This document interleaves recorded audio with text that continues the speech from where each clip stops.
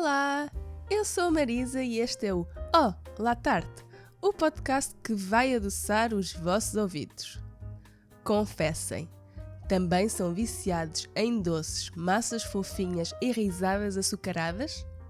E se ainda não são, preparem-se. No Oh, La Tarte descomplicamos a pastelaria, contamos histórias, lendas e partilhamos memórias. Mas não se preocupem, porque aqui os gatilhos são de açúcar e especiarias. Por isso, apertem o avental e bora começar! Aviso, se resistir a um doce não é o teu superpoder, este podcast não é para ti. O À la Tarte não é recomendado para quem procura manter-se longe das tentações açucaradas. Caso sintas uma vontade irresistível de saborear as receitas mencionadas no podcast, sugiro que consulte a tua despensa ao supermercado mais próximo. Lembra-te, o À la Tarte é uma experiência auditiva e não substitui a consulta da versão escrita e imagem no blog. Mantém-te doce com responsabilidade.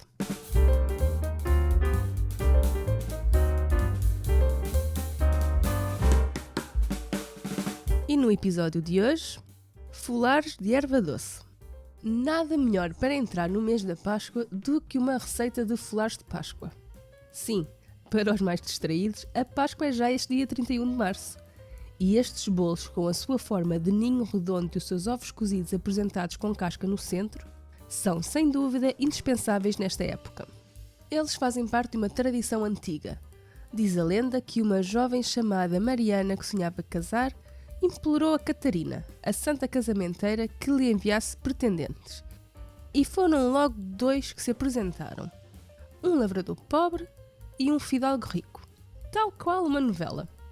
Mariana, incapaz de decidir, rezou novamente à Santa Catarina para pedir ajuda. A Mariana tinha até ao domingo de Ramos para decidir. E eis que chega o dia.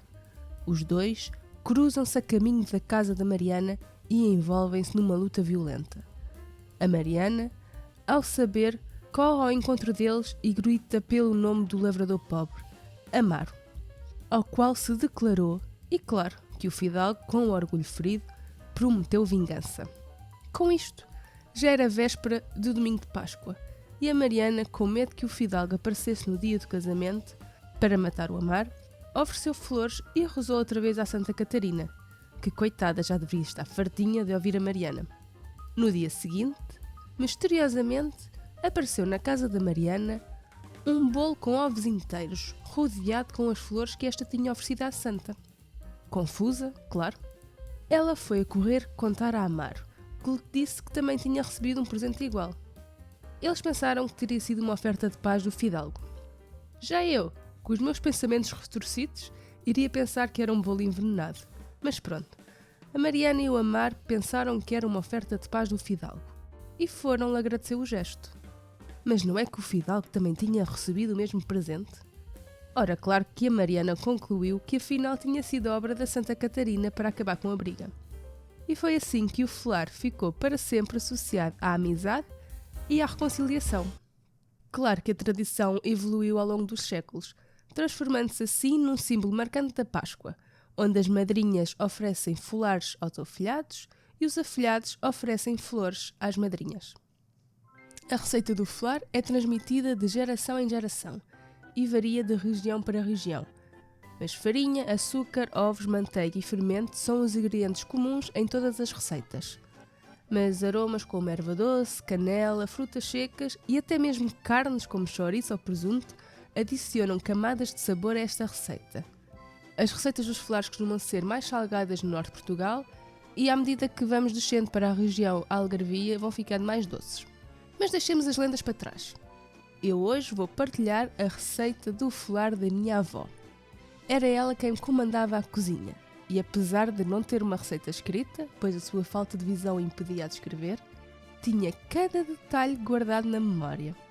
Ela fazia os folares com uma paixão que transbordava. E as memórias daquela cozinha são tão vivas quanto o cheiro a lenha a queimar no forno, onde os folares ganhavam vida. Lembro-me até de saborear a massa crua, uma tradição que fazia parte do ritual. A receita era uma alquimia de sabores feita a olho. Não havia medidas precisas, apenas a intuição e a experiência acumulada ao longo dos anos. A minha mãe registrou os ingredientes e as quantidades, mas sem a magia do toque pessoal da minha avó, cada tentativa era falhada. Cada folar feito pela minha avó era uma obra-prima única, não replicável. Infelizmente a idade já não deixa a minha avó criar estas delícias como antes. Mas as memórias persistem. O prazer genuíno que ela tinha em oferecer estes folares a todos ao redor é algo que tentamos recriar, mesmo sabendo que nunca será o mesmo. E assim continuamos a preservar as suas receitas, com tentativas de recriação, mantendo viva a chama das lembranças e o sabor inconfundível do folar de erva doce que marcou a nossa família.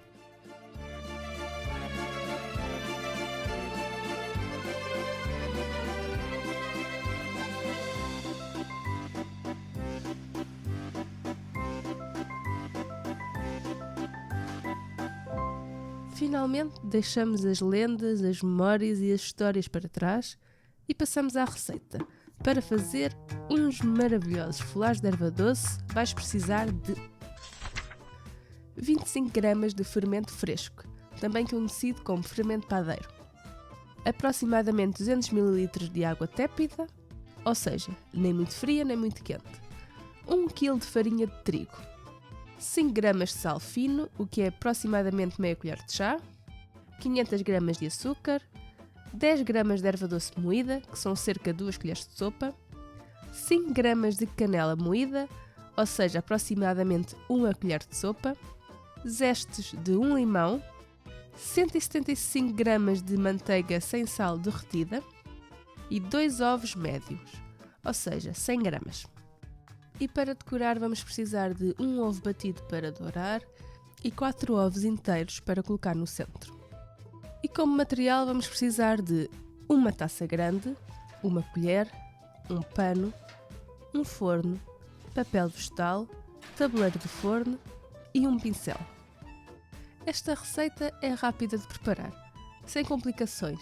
Apenas precisamos de paciência quando a massa estiver a levedar e depois uns 30 a 40 minutos no forno. Rende 4 folares médios que podem ser partilhados e apreciados por quantas pessoas quiserem. E chegou o momento de pôr as mãos na massa. Literalmente, se assim o desejarem, ou podem usar uma batedeira com o acessório de amassar. Eu costumo começar na batedeira e terminar manualmente. O primeiro passo é dissolver o fermento em metade da água. Colocamos o fermento na água e mexemos até que ele se dissolva por completo. Este passo permite ativar o fermento e garantir que ele seja distribuído de forma uniforme. Depois, na taça, misturamos farinha, sal, açúcar, canela, erva doce e limão. Depois, adicionamos a manteiga derretida e o fermento diluído. É importante misturar bem os ingredientes secos, porque o sal não pode entrar em contacto direto com o fermento, porque o fermento de padeiro é um organismo vivo que se alimenta de açúcar e o sal pode impedir o crescimento, especialmente durante a fase inicial. Em seguida, adicionamos os ovos e amassamos. Aos poucos vamos adicionando mais água, mas apenas o necessário. Cada farinha tem uma capacidade de absorção de líquido diferente e é por isso que é importante não adicionar toda a água de uma vez. É sempre melhor adicionar menos água do que no final ter que adicionar mais farinha, porque muita farinha vai alterar a receita e em vez de um folar, vamos acabar com um pão. O segredo é a massa ser moldável, mas não colar nas mãos. E pronto, a massa está pronta. Agora é tapar com um pano e deixá-la repousar e começar a crescer. O que, dependendo da temperatura da vossa casa, pode demorar entre 1 a 2 horas. Passado este tempo, amassamos de novo, dividimos em 4 porções e começamos a dar vida aos folares. E aqui podemos ser mais tradicionais e fazer o ninho com o ovo com casca no centro, ou ser mais criativos. O ovo colocado no centro não precisa de ser previamente cozido porque vai acabar por cozer no forno. Mas ao usarem ovos crus, tenham especial atenção e cuidado para não quebrarem a casca. E agora, um segundo momento de pausa. Deixamos os folares crescer em cima do tabuleiro que vai para o forno.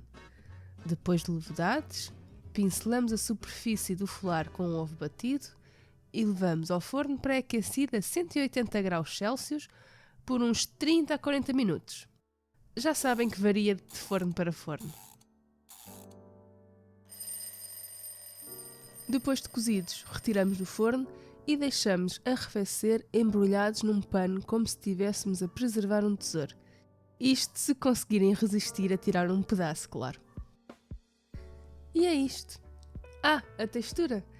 Ela é um abraço indescritível de aromas, um encontro entre o doce e o aromático. Uma celebração de sabores capazes de invocar memórias. E assim termina este episódio.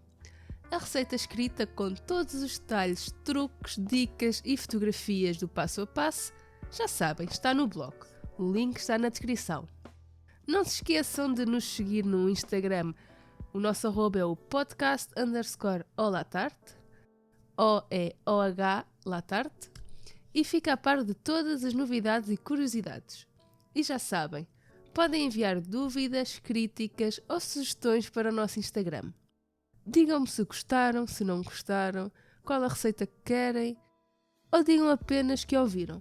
Até para eu saber que não estou a fazer isto para o coitado do meu marido ser o único a ouvir, já que ele já me faz o favor de editar o podcast. Se ele descobre que tem tanto trabalho para ele ser o único ouvinte... Bom, se gostaram, subscrevam, ponham gosto, ponham 5 estrelas, comentem e partilhem, porque é grátis, mas ajuda muito. E se não gostaram, pronto, também o que é que se pode fazer? Nem toda a gente pode ter bom gosto. E é na boa, podem só partilhar mesmo com aquele vosso amigo com o qual criticas tudo e todos. Sim, esse mesmo que estás a pensar. Assim, ouvem os dois o episódio e têm assunto para falar. Mas vá, obrigada por teres ouvido este episódio até ao final. Para o próximo episódio tenho mais uma receita tradicional de Páscoa. Consegues adivinhar qual é? Encontramos-nos no próximo episódio. Tchau!